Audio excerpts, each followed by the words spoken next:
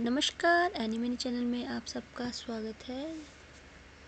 और आज हम हिमाचल प्रदेश के रिवर के कुछ वन लीनियर क्वेश्चंस करेंगे। और आप एनिमनी चैनल को लाइक, सब्सक्राइब और शेयर कीजिए और बेल आइकन प्रेस कीजिए जिस तक मेरी वीडियो के नोटिफिकेशन आप तक पहुंचते रहें। तो चलिए स्टार्ट करते हैं। पहला क्वेश्चन है, हिमाचल प्रदेश में कितनी मुख्य नदियाँ बहती हैं? तो वो है 5। हिमाचल प्रदेश में बहने वाली 5 नदियाँ कौन कौन सी हैं?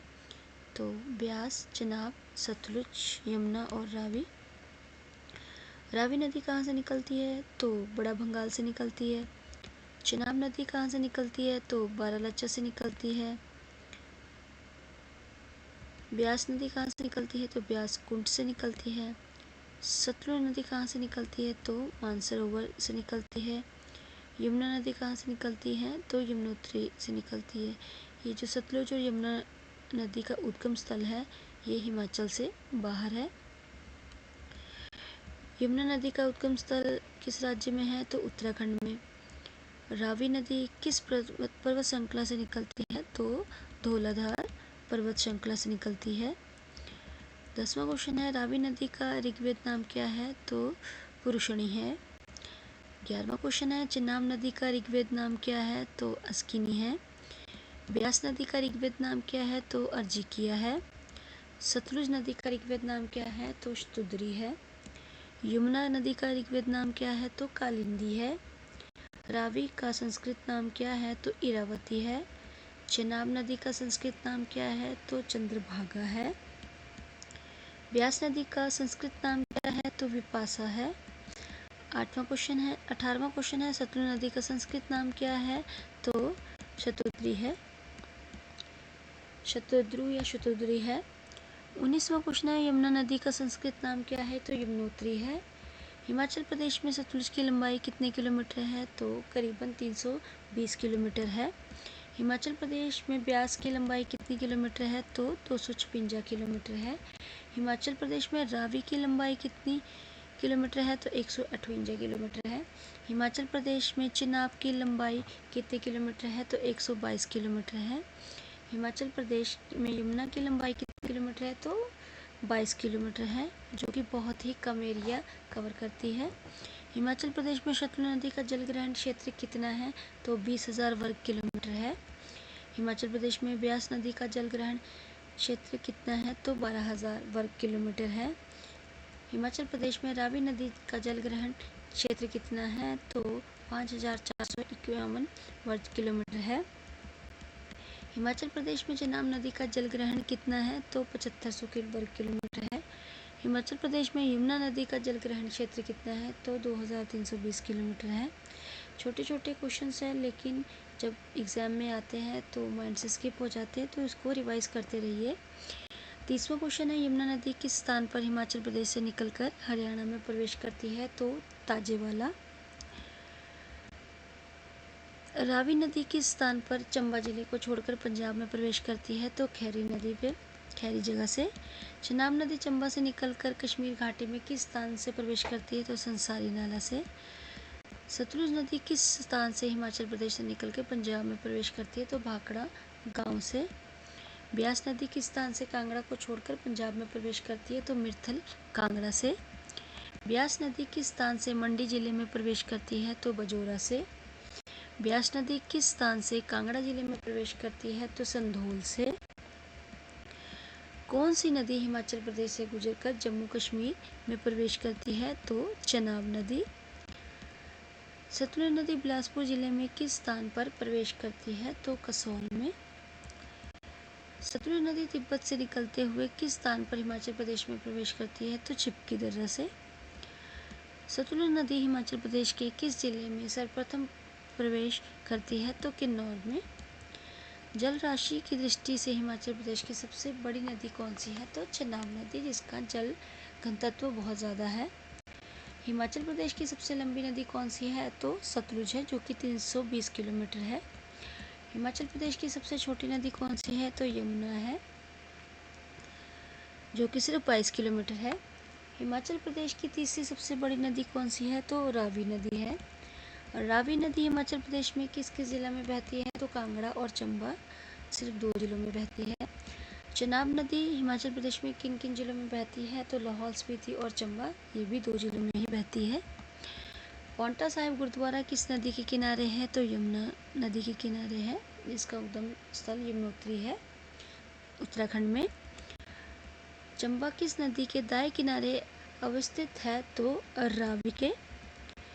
बुदिल धारा का उद्गम कहाँ से होता है? तो मणिमहेश से, चंबा में से होता है। गिरी नदी किस चोटी से निकलती है? तो कुपर चोटी से निकलती है। एनी मैनी चैनल को इसी तरह देखिए, लाइक कीजिए, सब्सक्राइब कीजिए, शेयर कीजिए और नोटिफिकेशन बेल आइकन को प्रेस कीजिए, जिस तक मेरे नोटिफिकेशन आप तक पहुंचते रहें।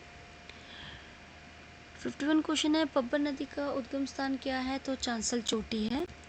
पब्बर नदी का उद्गम स्थान कौन सा झील है? तो चंद्रनाहन झील है, जो कि शिमला में है। चंद्र और भागा नदियाँ कहाँ मिलती हैं? तो टांडी में मिलती है। यहाँ से फिर ये चिनाब का रूप धारती है। ऊहल नामक नदी ब्यास नदी में कहाँ पर मिलती है? तो पंडोह में मिलती है। मंडी जिला की करसोग तहसील में बहने वाली अमला और विमला नदियाँ किस पहाड़ी नदी में आकर मिलती है? तो सतलुज नदी में। सैंज और तीर्थन खड्डे किस बड़ी नदी के सहायक खड्डे हैं? तो ब्यास नदी की। पताल नदी तथा स्वर खड्ड किस नदी की सहायक नदियाँ हैं? तो गिरी नदी की हैं। रोपा खड्ड, जिसे श्यासो खड्डू के नाम से भी जाना जाता है, ये किस नदी की सहायक नदी है? तो सतलुज नदी की। सैंज और तीर्थन खड्डे किस स्थान पर ब्यास नदी में मिलती है? तो ओट लारजी के पास में। हिमाचल प्रदेश की किस नदी के कारण कांगड़ा और कुल्लू घाटियाँ निर्मित हुई हैं? तो ब्यास नदी के कारण। हिमाचल प्रदेश के एक लोकप्रिय मिथक के अनुसार वह स्थान जहां रुद्र अपनी आयुशाला से विद्युत पृथ्वी पर प्रसारित करने के लिए प्रकट हुए थे, वह स्थान 2 नदियों के संगम का अवस्थित है। जो 2 नदियां कौन कौन सी हैं? तो पार्वती और ब्यास है। चंपापतन पुल, जो बिना स्तंभों के होने के कारण हिमाचल प्रदेश में अपनी तरह का पहला पुल है, ये किस नदी पर बना है? तो ब्यास नदी पर बना है। रोपा खड्ड हिमाचल प्रदेश के किस जिले में बहती है? तो किन्नौर जिला में। रोपा पहाड़ी भी है। बाणगंगा खड्ड किस जिले में बहती है? तो कांगड़ा में बहती है। कोल डैम का निर्माण किस नदी पर हुआ है? तो सतलुज नदी पर हुआ है। कोल डैम की क्षमता कितनी है? तो 800 मेगावाट की है। भाखड़ा बांध किस नदी पर बना है? तो सतलुज नदी पर बना है। रेणुका बांध किस नदी पर प्रस्तित्व है? तो गिरी नदी पर प्रस्तित्व है। पोंग बांध का निर्माण किस नदी पर किया गया है? तो ब्यास नदी पर किया गया है। पोंग बांध की जिले में स्थित है? तो कांगड़ा जिले में स्थित है। पोंग बांध को और किस नाम से जाना जाता है? तो महाराणा प्रताप सागर के नाम से जाना जाता है। पंडोह बांध का निर्माण किस नदी पर किया गया है? तो ब्यास नदी पर किया गया है। ढोडरा कवार किस नदी घाटी में स्थित है? तो टॉन्स पे। सैंज नाला किस स्थान पर सतलुज में मिलता है? तो लारजी में मिलता है। हिमाचल प्रदेश की किस नदी में सोना पाया गया है? तो चनाब नदी में। भागा नदी किस स्थान पर जास्कर नदी से मिलती है? तो दराशा में। बाणगंगा सहायक नदी है किसकी? ब्यास की। बसपा किसकी सहायक नदी है? तो सतलुज की। जलाल नदी किस नदी की सहायक नदी है? तो गिरी नदी की। पब्बर किसकी सहायक नदी है? यमुना की। गिरिगंगा किसकी सहायक नदी है? तो यमुना की। सतलुज की सबसे बड़ी सहायक खड्ड कौन सी है? तो सीर खड्ड है। टॉन्स किसकी सहायक नदी है? यमुना नदी की। सयूल धारा किस नदी की सहायक है? तो रावी नदी की। मानखुंड किस नदी की सहायक नदी है? तो ब्यास की। सुकेती किसकी सहायक नदी है? तो ब्यास की। दुलिंग, सोलदांग और गंभर किसकी सहायक नदी है? तो सतलुज की। चिरचिंड, सियूल, बुडिल और टुंडा बजलेडी किसकी सहायक नदी है? तो रावी नदी की। न्यूगल, फौजल, मलाना, सारवारी, कुनाहा और मान किसकी सहायक नदी है? तो ब्यास की। देहर, चक्की, ऊहल, सुकेती और बाणगंगा किसकी सहायक नदी है? तो ब्यास की। सतलुज की सहायक नदी अली खड अर्की के किस गांव में निकलती है? तो मांगू गांव से। आंध्रा नामक खड किस पर आंध्रा प्रोजेक्ट बना हुआ है? किस नदी यह सहायक खड है? तो पब्बर नदी की। लाल नदी किसे कहते हैं? तो सतलुज को। मंडी जिला का प्रसिद्ध विक्टोरिया पुल किस नदी पर बना हुआ है? तो ब्यास नदी पर बना हुआ है। तिब्बत में मानसरोवर से प्रारंभ होकर और किन्नौर जिले में चिपकी में भारतीय सीमा में प्रवेश करती है वह कौन सी नदी है? तो सतलुज नदी। हिमाचल प्रदेश में किस नदी बेसिन में अधिकतम जल शक्ति क्षमता है? तो सतलुज में। जयसिंहपुर नामक स्थान किस नदी के किनारे स्थित है? तो ब्यास नदी के किनारे स्थित है। बड़ा भंगाल नामक क्षेत्र जहाँ से रावी नदी निकलती है ये क्षेत्र हिमाचल प्रदेश के किस जिले में है? तो कांगड़ा जिले में है। किस नदी को स्थानीय बोली में रोती भी कहते हैं? तो रावी नदी को। हिमाचल प्रदेश में बहने वाली किस नदी को गिरिगंगा के नाम से भी जाना जाता है? तो गिरि नदी को। यहाँ तक हमारे 100 क्वेश्चन कंप्लीट हो रहे हैं। तो इसी तरह आप एनी मनी चैनल को लाइक एंड सब्सक्राइब करते रहिए जिस तक आपको अगर वीडियो पसंद आती है तो शेयर भी कीजिए जिस तक आपके जो रिश्तेदार कुलीग्स या फ्रेंड सर्कल है अगर एग्ज़ाम की तैयारी कर रहे हैं तो उनको इसे देखकर अच्छा लगे और रिवीजन करने में हेल्प भी मिलेगी। 101वां क्वेश्चन है, हिमाचल प्रदेश की सबसे बड़ी मानव निर्मित झील का निर्माण किसके कारण हुआ है? तो भाखड़ा बांध के कारण हुआ है। कंदरौर पुल जो जिला बिलासपुर में है ये पुल किस नदी पर बनाया गया है? तो सतलुज नदी पर बनाया गया है। पारछू झील कहाँ पर स्थित है? तो तिब्बत में है। यमुना नदी हिमाचल प्रदेश के किस जिले में बहती है? तो सिरमौर जिले में। यमुना नदी का पौराणिक संबंध किस देवता से है? तो सूर्यदेव जी से है। हिमाचल प्रदेश की वह नदी कौन सी है जो हिमाचल प्रदेश के केवल एक ही जिले में बहती है? तो यमुना नदी है। सिरमौर को कौन सी नदी दो भागों गिरिवार और गिरिपार में विभाजित करती है? तो गिरि नदी है। किस नदी पर सिरमौर जिला के दादहू नामक स्थान के पास मां रेणुका की प्रसिद्ध झील है? तो गिरि नदी पर। तांडी नामक स्थान हिमाचल प्रदेश के किस जिले में है? तो लाहौल स्पीति जिले में है। म्यार नदी किस बड़ी नदी की सहायक नदी है? तो चेनाब नदी की। पानी के घनत्व के आधार पर हिमाचल प्रदेश की सबसे बड़ी नदी कौन सी है? तो चेनाब नदी है। प्रेमी जोड़ा सोहनी महिवाल की याद में हिमाचल प्रदेश की किस नदी को आंशका दरिया भी कहते हैं? तो चेनाब नदी को। सेंस तीर्थन और मलाना आदि खड्डे प्रदेश के किस जिले में हैं? तो कुल्लू में है। ग्लेशियर निर्मित बांदल और तंतगिरी धाराएं किस नदी का निर्माण करती है? तो रावी नदी का करती हैं। हिमाचल प्रदेश को छोड़कर मिर्थल के पास कौन सी नदी मैदानों में प्रवेश करती है? तो ब्यास नदी करती है। केशांग और केरांग दलधाराएं हिमाचल प्रदेश के किस जिले में है? तो किन्नौर में। हिमाचल प्रदेश के सिरमौर जिले में जलाल नदी के किनारे कौन सी आबादी वास है? तो बागथन। कौन सी नदी हिमाचल प्रदेश के ऊना जिले को दो लगभग समान हिस्सों में बांटती है? तो स्वां नदी है। शिमला जिले का एक गांव चिड़गांव 1997 में किस नदी में बह गया था? तो आगरा नदी में।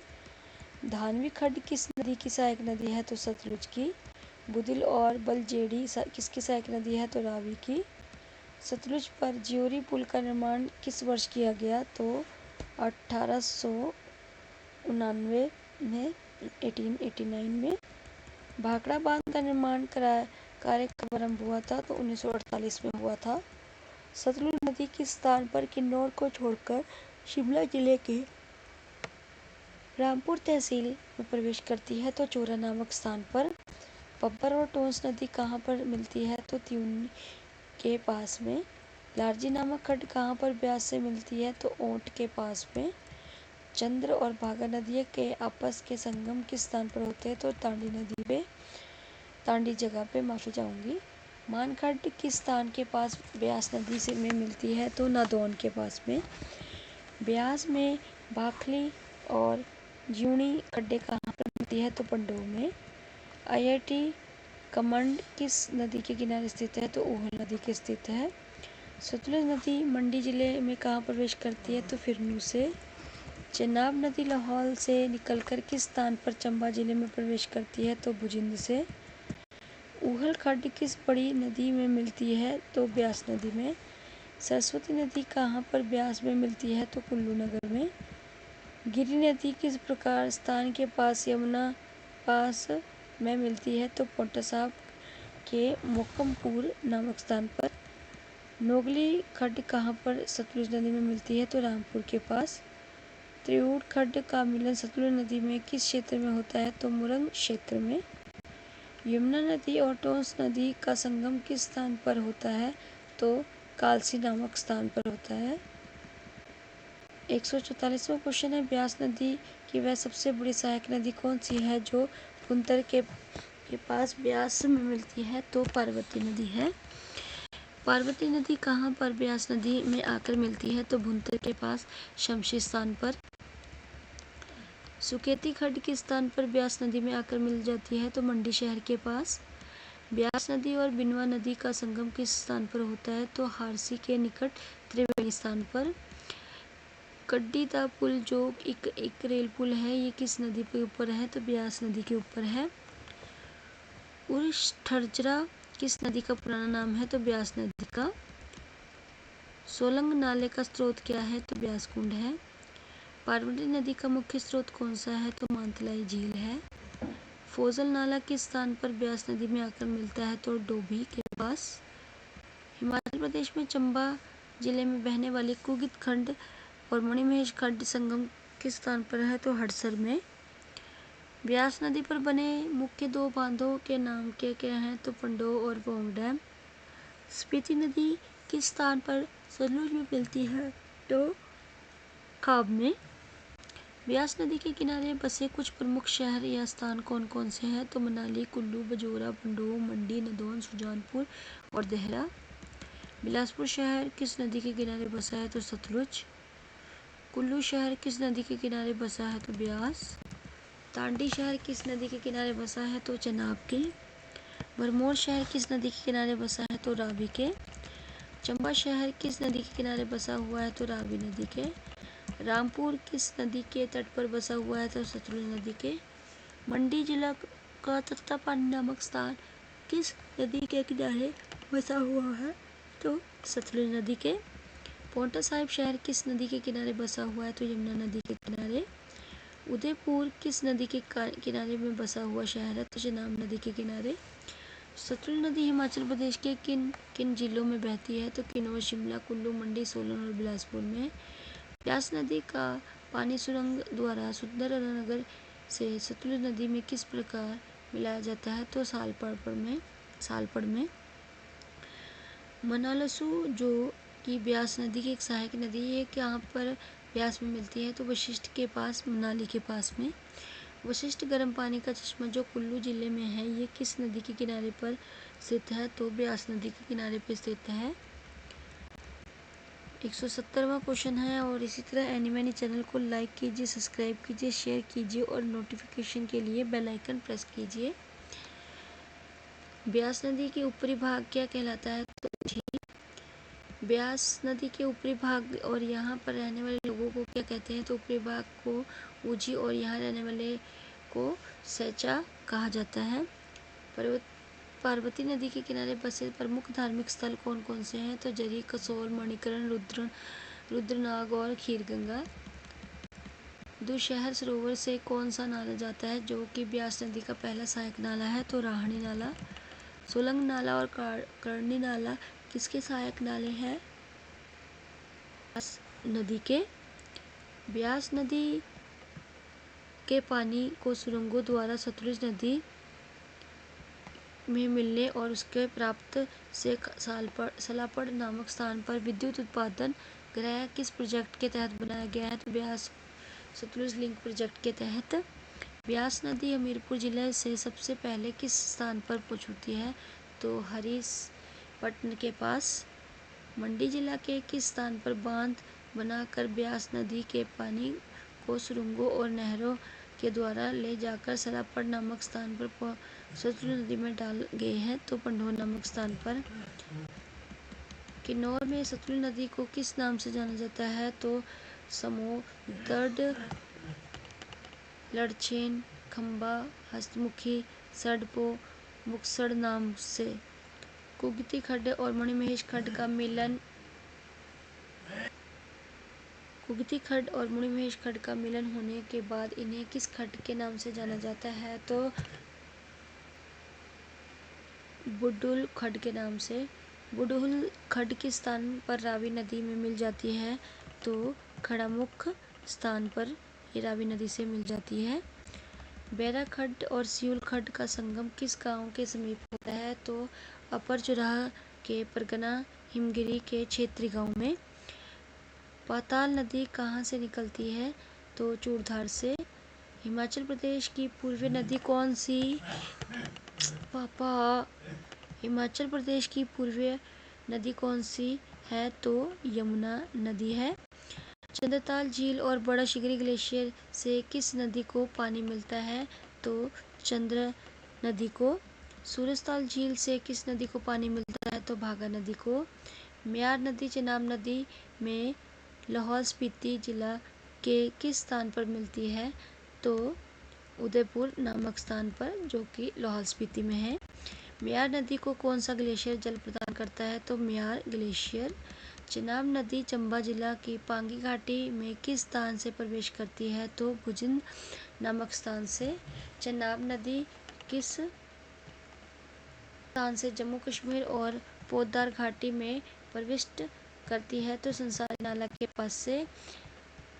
टोंस नदी किस स्थान पर यमुना नदी में विलय होती है? उस स्थान से यमुना हिमाचल प्रदेश में प्रवेश करती है। तो खोदरी से। गिरिगंगा किस स्थान पर यमुना नदी में विलय होती है? तो रामपुर घाट से। ब्यास नदी किस स्थान पर मैदानी भाग में प्रवेश करती है? तो मिर्थल में। ब्यास नदी किस स्थान पर पूर्व से पश्चिम की ओर बहती है? तो इंदौरा व मिर्थल के बीच।